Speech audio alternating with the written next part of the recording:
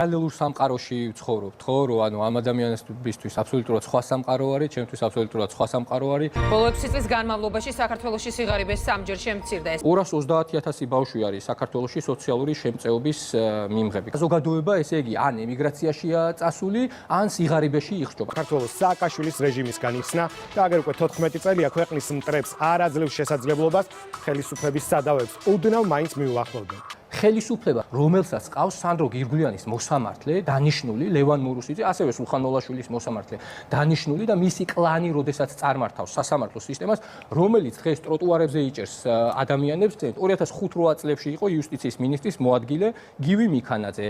გელა გელაძე მთელი თავისი ცხოვრება შინაგან საქმეთა სამინისტროში მუშაობდა. საქართველოში სასამართლო სისტემის დამოუკიდებლობა გაუმჯობესდა. ბოლო 12 წლის გაუმჯობესებით კი ახლა საქართველოს ევროპის 5 საუკეთესო სახელმწიფოს სიაშია. რეზო კიკნაძე ქაღალდის ხელსახოცის, ერთჯერადი ხელსახოცის სროლისთვის არის დაპატიმრებული.